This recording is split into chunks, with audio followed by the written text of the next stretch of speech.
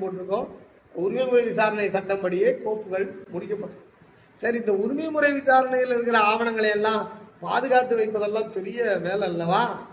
அப்ப என்ன பண்றாங்க, இதற்கு ஒரு ஃபேர் ரெஜிஸ்டர், ஒரு தூய பதிவேட்டை நாம் காலங்காலமாக உருவாக்க வேண்டும் என்று சொல்லி, அந்த தூய பதிவேட்டை நீங்க காட்டுங்கண்ணா, அந்த தூய பதிவேட்டை காலங்காலமாக உருவாக்க சொல்லி, அது அந்த காலத்திலே லெட்டர் பிரஸ்ல அச்சடிக்கப்பட்டிருக்கும்.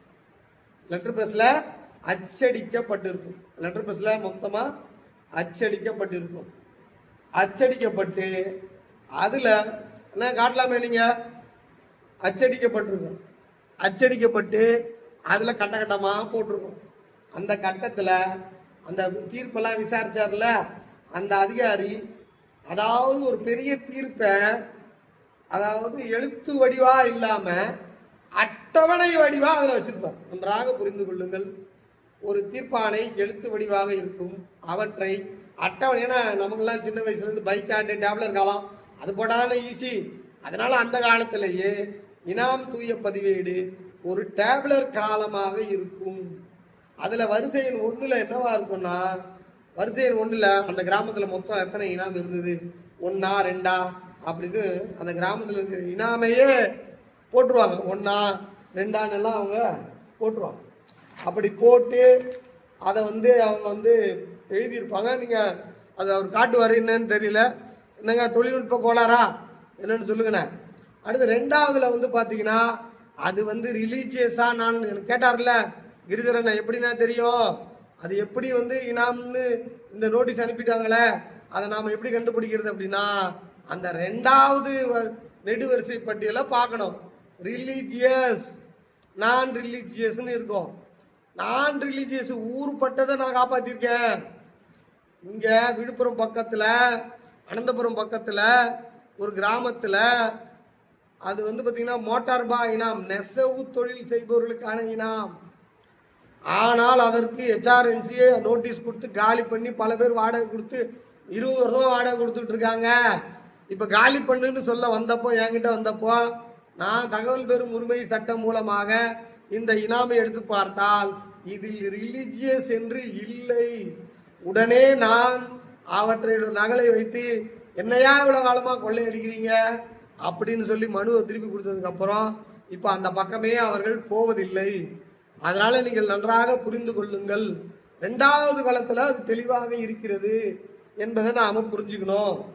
அப்படி ஒவ்வொன்றும் ஒவ்வொரு வகை, ஒவ்வொன்றும் ஒவ்வொரு வகை. இந்த இனாம் தூய பதிவேடை பற்றி நிலமுங்கள் எதிர்காலம் பாகம் 2லே, மன்னிக்கவும், நிலமுங்கள் எதிர்காலம் பாகம் 3லே அகராதியிலே கடைசி பக்கத்தில் பாகம் 4ல் வரப்போகின்ற இது போன்ற ஒரு கட்டுரை, தூய பதிவேடை பற்றின கட்டுரைய தெளிவா தொகுத்து ஒவ்வொன்றும் பிரிச்சு நான் எழுதியிருக்கிறேன் என்பதை நான் உங்களுக்கு சொல்றேன்.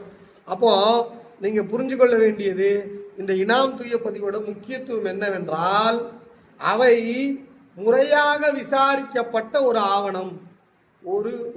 அதுல இருக்கிற ரெக்கார்டு ஒரு சான்றாவணம். யாருக்கு டைட்டில் இருக்கிறது என்று, யாருக்கு பட்டா இருக்கிறது என்று நான் பேசவில்லை. யாருக்கு டைட்டில் இருக்கிறது, டைட்டில் பத்தி தான் நம்ம பேசுவோம். பட்டாவை இன்னொரு வகுப்புல பேசுவோம். அது மைனர் இனாம் செட்டில்மெண்ட் பட்டா கொடுக்கறதுக்கு வந்துச்சு, மேஜர் இனாம் செட்டில்மெண்ட் பட்டா கொடுக்கறதுக்கு வந்துச்சு. அவையெல்லாம் இனாமை ஒழித்து விட்டு செட்டில்மெண்ட் கொடுத்தாங்க, அதெல்லாம் பட்டாவுக்கு. நான் டைட்டிலை பற்றி பேசுகிறேன். இதில் இருக்கின்ற டைட்டில் யாருக்கானது? இதில் இருக்கின்ற டைட்டில் அந்த ரிலீஜியஸ், நான் ரிலீஜியஸா இருந்துச்சுன்னா, ரிலீஜியஸா இருந்தால் அது கோயிலுக்கானது, நான் ரிலீஜியஸா இருந்தால் அது அந்த தனிப்பட்ட மனிதனுக்கானது. அப்படி என்று டைட்டில் கொடுக்கப்பட்டு விடும். அதற்கு TDN கொடுக்கப்பட்டு விடும், அதற்கு ஆவணம் கொடுக்கப்பட்டு விடும். ஆனால் தமிழகத்திலே என்ன நிலை என்றால், இன்றைய வரை தமிழகத்திலே ஒரு HRNC அலுவலர் தன் பகுதியிலே 10 நோட்டீஸ் கொடுக்கிறார் என்றால் 3லிருந்து 4 நோட்டீஸ் தனிப்பட்ட இனாம்களுக்கு அவர் கொடுக்கிறார்.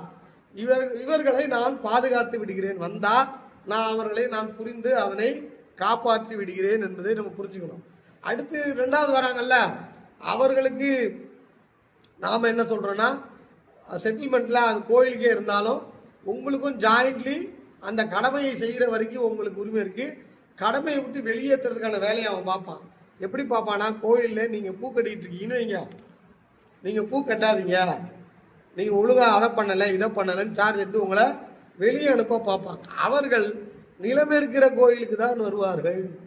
ஏனென்றால் HRNC ஒரு நம்பர் 1 ரியல் எஸ்டேட் கம்பெனி. ஒரு கோயில் அப்படியே கம்முன்னு இருக்க, ஒன்றுமே இல்லாமல் இருக்கும், அதுக்கெல்லாம் ஒரு கால பூஜை செய்ய போக மாட்டாங்க. நிலம் இருக்குதான்னு பார்ப்பாங்க. அதுக்கு தான் போய் நான் உனக்கு பணம் கொடுக்குறேன், நான் உனக்கு சம்பளம் கொடுக்குறேன் அப்படின்னு சொல்லி அந்த பூசாரியை கூப்பிட்டு போய் வேப்பில் அடிப்பாங்க. இவங்க பாவம் சட்டம்லாம் தெரியாதுல்ல, உடனே ஒத்துக்கிட்டு அதுக்கப்புறம் அதை வந்து அவங்களோட இணைச்சிருவாங்க.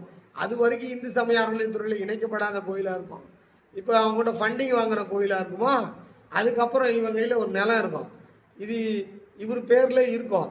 அதை அவங்க டைரெக்டாக வந்து அந்த பூசாரி பேரை அந்த பட்டாலேருந்து எடுக்கிறதுக்கு அவர் டிஆரோட ஒரு வேலை பார்ப்பார். இந்த பூசாரி கும்பிட்டா அப்படியே தூங்கிக்கிட்டு இருப்பார். பட்டாலேருந்து நெட்டில் போயிடுச்சா அதில் போயிடுச்சான்னு தெரியாது. இவ்வளோ காலம் திடீர்னு ஒரு நாள் வேற ஒரு செயலாளர் வருவார். வந்து எப்பா நீ கிளம்பு பண்ணும்போது தான் அவருக்கு வந்து அண்டம் கிடுக்கிடுக்க ஆகாசம் கிடுக்கிடுக்க அவருக்கு அப்படி பயந்து வந்து இப்படி ஆகிப்போச்சே ஏமாத்திட்டாங்களே அப்படின்னு அவர் வந்து புலம்பிகிட்டு இருப்பார். ஆக நீங்கள் நல்லா புரிஞ்சுக்கொள்ள வேண்டியது என்னன்னா, டைட்டிலை வந்து இது பேசுது. எது பேசுது? அனுபவத்தை இது பேசாது. அப்போ கோயிலுக்கு டைட்டில் வந்துட்டா எக்காலம் கொண்டாலும் எத்தனை ஆண்டுகள் கொண்டாலும் சந்திர சூரியர் உள்ளவரை காவேரியும் கல்லும் உள்ளவரை அது வந்து டைட்டில் அடிப்படை உரிமை. அந்த மூல உரிமை எப்படி கடலில் இருந்து பிடித்து வந்த மூல உரிமை அந்த மீனவனுக்கு சொந்தமோ அது போல கோயிலுக்கு சொந்தம்னு சொல்லிட்டாங்க. இப்படி மூல உரிமை இருக்கிறது கிட்டத்தட்ட 4-5 லட்சம் ஏக்கர் தமிழ்நாட்டில் இருக்குது. அதை காப்பாற்றுறதுன்னு தான் இப்போ கிளம்பி இருக்கிறாங்க இந்து சமய அறநிலையத்துறை. அவர்கள் ஒரு அரசு எந்திரம், சட்ட அறிவும் சட்ட பயிற்சியும் அவர்களுக்கு தனிப்பட்ட முறையில் கொடுக்கப்படுகிறது. அவர்களுக்கு பயிற்சி கொடுக்கப்படுகிறது. ஒரு பயிற்சி பெற்ற 10 காவல்காரர்களும் பயிற்சி இல்லாத பொதுமக்கள் 1000 பேர் போனால் காவல்காரர்கள் தான் ஜெயிப்பாங்க. அதே போல அவர்கள் சட்ட பயிற்சி பெற்றுவிட்டு உங்களுக்கு நோட்டீஸ் கொடுக்குறாங்க. இந்த சாமானியனுக்கு அதை பற்றி விவரம் தெரியாமல் அந்த காலத்தில் ஒரு இன்லான் லெட்டர் வந்துருச்சுன்னா படிக்கிறதுக்கு சைக்கிள் எடுத்துக்கிட்டு அந்த படித்தவன் வீட்டுக்கு போகிறதுக்கு கிராமத்தில் பிள்ளைய தூக்கிட்டு கிளம்பின காலம் போலாம் உண்டு. இப்போ படிச்சுட்டாங்க, ஆனால் அடுத்து உயர்கல்விக்கு போகணுமில்லவா? இது உயர்கல்வி. இந்த உயர்கல்விக்கு நாம் போகணும், நாம் போய் கேள்வி கேட்கணும், நாம் புரிஞ்சுக்கணும். அப்படின்னா இந்த இனாம் தூய பதிவேடு மிக சிறப்பான தூய பதிவேடாகும். மொத்தம் இதில்